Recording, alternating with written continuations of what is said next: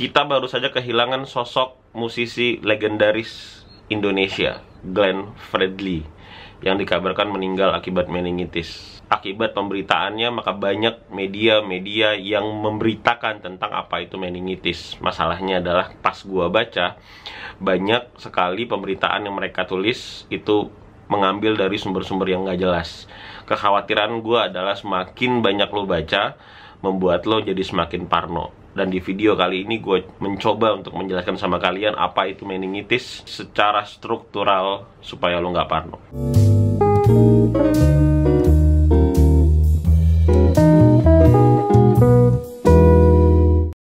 Halo, gue Dr. Frenos. Gue adalah dokter yang menghabiskan setengah umur gue untuk meneliti tentang apa yang terjadi di otak manusia. Kalau lo lihat dua video gue kemarin, gue mencoba menjabarkan apa yang terjadi di kepala manusia melalui beberapa kondisi. Selain itu, gue juga mempelajari tentang penyakit-penyakit yang terjadi pada otak manusia. Salah satunya adalah meningitis. Setiap penyakit yang namanya ada itis-itisnya, itu artinya adalah sebuah radang atau infeksi. Nah, contohnya, misalkan radang pada hati, hepatitis. Lalu radang pada lubang sinus, sinusitis. Radang pada faring, faringitis. Radang pada lambung, gastritis.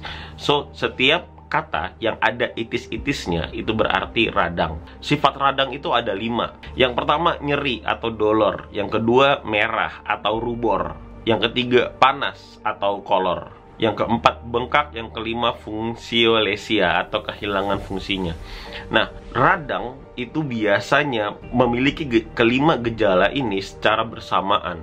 Kalau kalian merasa nyeri aja, tapi nggak merah, tapi nggak panas, tapi nggak bengkak, tapi nggak kehilangan fungsinya, biasanya tidak bisa dikategorikan sebagai radang. Nah, konsep ini yang lo harus tahu. Minimal ada 3 gejala dari 5 itu sehingga bisa dikategorikan sebagai radang. Radang yang paling gampang lo lihat itu salah satunya adalah bisul.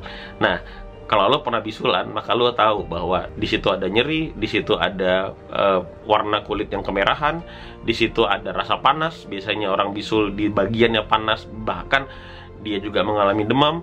Lalu yang keempat ada pembengkakan di situ. Yang kelima biasanya ada rasa baal di sekeliling bisulnya. Nah, bagaimana dengan meningitis?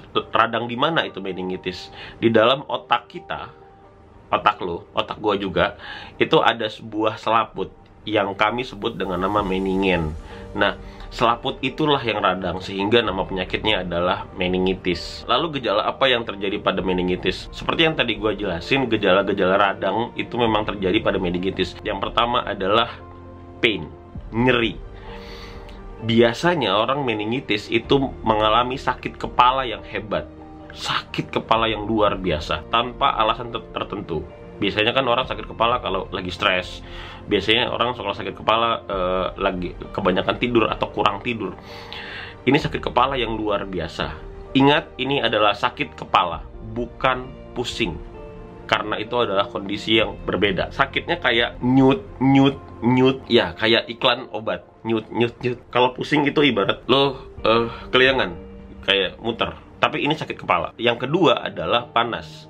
Biasanya kalau terjadi radang di organ tubuh bagian dalam, seperti radang pada lambung, seperti radang pada hati, biasanya orangnya mengalami demam yang tinggi. Beberapa gejala orang yang terkena meningitis biasanya ditambah lagi dengan kejang otot di bagian leher. Jadi ototnya tegang, kaku di bagian leher. Ada juga beberapa kasus yang gue temui orangnya sensitif terhadap cahaya, semakin sakit kepalanya. Ada beberapa pasien dia juga kerap mengalami kejang.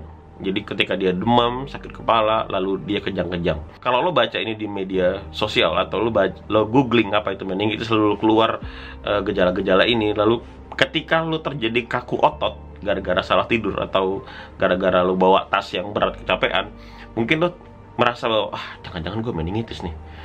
Mungkin lo begitu, itu yang gue khawatirin. Atau tiba-tiba lo demam, sekalian pusing, tiba-tiba, wah jangan-jangan gue meningitis nih. Mendiagnosa sebuah penyakit nggak seperti itu, teman-teman. Gejala yang tadi gue sebutkan itu biasanya dialami secara bersamaan 3 atau 4 gejala sekaligus.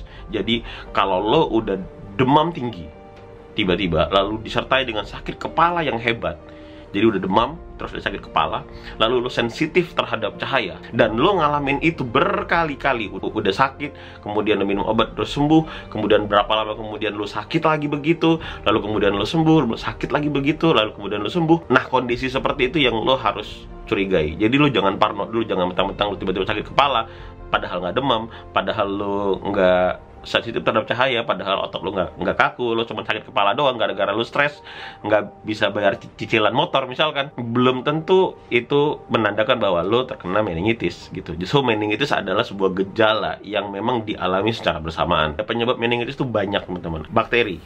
Bakteri ini bisa ditularkan lewat bersin atau batuk. Ya, pasti kayak coronavirus. Melalui droplet. Ada juga beberapa kasus yang mendapatkan meningitis melalui bakteri dari sinusitis. Jadi dia udah terkena sinusitis lama, bertahun-tahun, lalu kemudian dia sering sakit kepala, lalu kemudian dia sering demam, bahkan ada yang kejang-kejang. Nah, bakteri yang berangkat dari sinusitis ini biasanya naik ke dalam kepala. Kasus yang paling sering gue jumpai, orang terkena meningitis akibat sinusitis yang menahun. So, kalau lo punya sinusitis, jangan ragu, datang ke THT, beresin. Bakteri pada meningitis itu juga bisa datang dari bakteri yang menyebabkan lo otitis media. Apa itu otitis media? Yaitu radang pada gendang telinga. Kalau lo sering mengalami telinga lo tiba-tiba keluar air yang berbau, nggak usah ragu-ragu lagi, langsung beresin, datang ke THT, terus lo beresin itu. Karena kenapa? Karena kalau lo diemin, bakterinya bisa membuat kampung di sana, lalu bakterinya bisa menginvasi terus ke dalam sampai ke selaput otak lo, dan akhirnya lo bisa terkena meningitis. Nah, ada beberapa habit yang bisa menyebabkan meningitis, yaitu ngupil. Karena tangan lo kotor, lo nggak tahu tangan lo datang dari mana, lalu kemudian tiba-tiba lo masuk aja gitu, terus dengan gampangnya lo ngupil, ya, terus itu bakteri bisa masuk ke dalam otak lo. Selain bakteri, bisa juga karena virus. Ada beberapa kasus meningitis yang pernah gue tangani karena SIV, ada juga. Bahkan beberapa hari yang lalu muncul sebuah penelitian di Amerika bahwa ada orang yang terkena meningitis akibat coronavirus. Tapi Glenn Fredly bukan karena coronavirus, karena dia dikabarkan sudah lama mengidap penyakit ini. Ada juga orang yang terkena meningitis akibat kanker, dan ada juga orang yang terkena meningitis akibat parasit, gara-gara makan makanan yang mentah, gara-gara ngupil tadi yang gue bilang. Atau ada juga orang yang suka gunting kuku, lalu kukunya itu dicium. Ada sebagian orang yang begitu, sehingga parasit ya di dalamnya itu bisa masuk melalui hidung dan bisa membuat kemah di meningen lo, dan akhirnya menyebabkan radang meningitis. Apa yang lo harus lakukan seandainya lo mengalami gejala yang sama, yang seperti yang gue bilang tadi, lo demam, terus lo sakit kepala yang luar biasa, lalu kemudian lo sensitif terhadap cahaya, otot lo pegel-pegel, lalu lo kadang-kadang bisa kejang juga. Nah, lo lakukan itu secara bersamaan dan terus menerus, sembuh sakit lagi, sembuh sakit lagi, sembuh sakit lagi. Apa yang lo harus lakukan? Lo tinggal datang ke dokter neurologis namanya, lalu kemudian lo dicek darah. Kalau leukosit lo meninggi, lo akan di CT scan, lalu kemudian lo akan dipungsi spinal namanya. Lo akan diambil cairan dari tulang belakang lo, lalu kemudian akan dibawa ke laboratorium, akan dicek apakah ada bakteri di sana. Kalau memang positif bakteri juga nggak usah takut, udah ada obatnya dan bisa disembuhkan. Ada nggak pencegahannya? Banyak, men. Pencegahannya yaitu melalui vaksin, dan vaksin untuk meningitis itu banyak sekali. Ada PCV namanya, lalu ada vaksin HIV, ada MENSI, ada vaksin meningitis B. Banyak sekali vaksin-vaksin yang memang diperuntukkan untuk meningitis. Lalu gue harus pakai vaksin yang mana? Gak perlu panik, lo tinggal datang ke neurologis, lalu lo konsultasi ke sana. Neurologis langsung memberikan vaksin apa yang cocok buat lo dan buat bayi lo. Itu adalah informasi dari gue. Jangan panik pas baca berita-berita ini, jangan makin takut gara-gara pemberitaannya terlalu besar. So, mudah-mudahan kita semua sehat-sehat terus, dan turut berduka cita atas meninggalnya Glenn Fredly. Kami kehilangan musisi yang berbakat seperti lo. So, rest in peace. This is Dr. Frenos speaking. May the 8 be with you.